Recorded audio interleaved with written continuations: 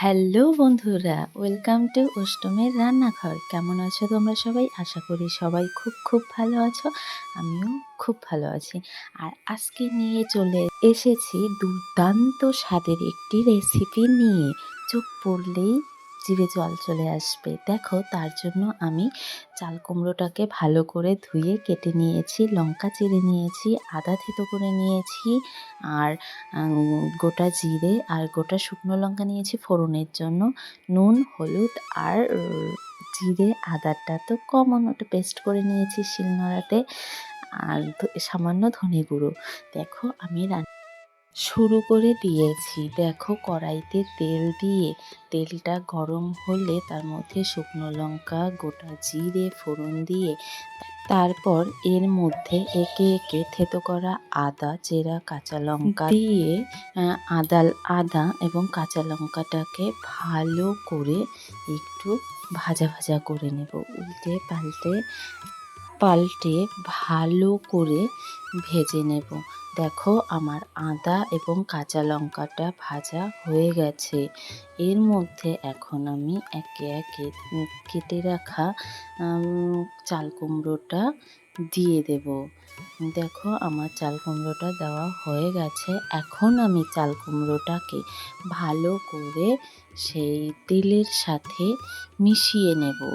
দেখো, আমি ভালো করে মিশিয়েও নিচ্ছি, ভালো করে একটু নেড়ে চেড়ে নেবে। তারপর আস্তে আস্তে এর মধ্যে বাকি যে মশলাগুলো লাগবে সেগুলো দিতে হবে। দেখো বন্ধুরা, আমি চাল কুমড়োটাকে একটু ভালো করে নেড়ে চেড়ে তেলের সাথে মিশিয়ে নিচ্ছি, তাহলেই জিনিসটা খেতে ভালো হবে, তাই না?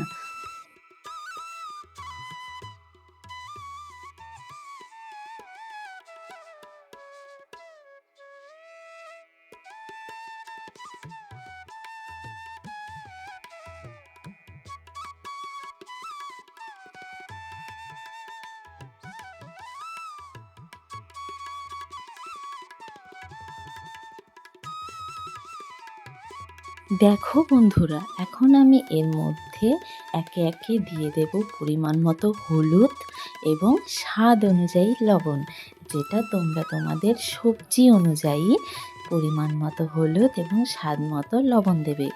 এদিক ওদিক হয়ে গেলে কিন্তু আর খেতে হবে না, এরকম হবে ব্যাপার। ঠিক আছে, এখন দেখো আমি লবণ আর হলুদটা দিয়ে দিয়েছি। এখন এই লবণ আর হলুদটাকে ভালো করে মিশিয়ে নেব। এখন চাল কুমড়োটাকে একটু ভালো করে কষিয়ে নেব। দেখো, আমি কষাতে থাকছি সবজিটাকে ভালো করে।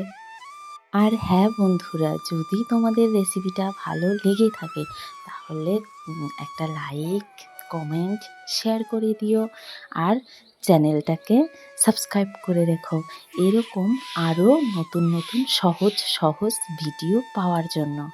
তোমাদের সাথে কথা বলতে বলতে দেখো, আমার চাল কুমড়োটাও কষানো হয়ে গেছে। এখন আমি এর মধ্যে দিয়ে দিলাম একটা গোটা মাছের অর্ধেক মাথা। কি করব বলো, বাজার থেকে মাছ নিলে না ওই অর্ধেক মাথাই দেবে, তাই ওই মাথাটাকে কি করব, তাই ভাবলাম যে ওই মাথাটা দিয়েই তোমাদের এই রেসিপিটা করে দেখিয়ে দিই। দেখো, মাছটাকে চাল কুমড়ো দিয়ে ঢেকে দিয়েছি এবং সামান্য পরিমাণ জল দিয়ে চাল কুমড়োটাকেও ঢেকে দিয়েছি 2-1 মিনিটের জন্য। বেশিক্ষণ ঢাকা দিয়ে রাখতে হবে না। দেখো, আমি ঢাকনা খুলে নিয়েছি। এখন দেখি যে জলটা একদমই শুকিয়ে গেছে, তাই আরেকটু জল লাগবে, যেটা আমি পরে অ্যাড করে দিয়েছি। দেখো, আমি সেই আবারও পরিমাণ মতো একটু জল দিয়ে দেব। একটু ভালো করে নেড়ে নিয়ে মাছের মাথাটাকে খুন্তি দিয়েই গুঁড়ো গুঁড়ো করে দিচ্ছি, যাতে চাল কুমড়োটার সাথে ভালো করে মিশে এবং টেস্টি হয় খেতে, তাই না? দেখো, আমি মাছের মাথাটাকে খুন্তি দিয়ে ভালো করে গুটিয়ে গুটিয়ে গুঁড়ো করে দিয়েছি। এখন এর মধ্যে একটু একটু জল দিয়ে দিচ্ছি। দেখো, কারণ এই জলটাই যদি আমি তখন একটু বেশি করে দিয়ে দিতাম না, তাহলে এখন আর আমাকে জলটা দিতে হতো না। কারণ এখন আমাকে সেই আবার একটু জল গরম করে তারপর দিতে লাগলো। কারণ তখন যদি আমি দিয়ে দিতাম তাহলে তো আমার আর জলটাকে গরম করে দিতে হতো না, ওই একই জলে আরও মানে ভালো হতো খেতে রান্নাটা। তাই তোমরা যদি পারো তাহলে একেবারেই জলটা পরিমাণ মতো একটু দিয়ে দেবে। দেখো জলটা দেওয়ার পরেও ভালো করে ফুটে গিয়েছে। এখন আমি এর মধ্যে যে জিরে আদা বেটে রেখেছি এবং একটু ধনিয়া গুঁড়ো রেখেছি সেটা দিয়ে দেব। দেখো দিয়েও দিয়েছি। এখন এটাকে একটু ভালো করে নেড়ে 2-3 মিনিট জাল হতে দিলেই এটা রেডি হয়ে যাবে। কুমড়োর একটা দুর্দান্ত স্বাদের রেসিপি। তোমরাও না এটা বাড়িতে ট্রাই করো এবং আমাকে জানাও যে কেমন লেগেছে তোমাদের খেতে।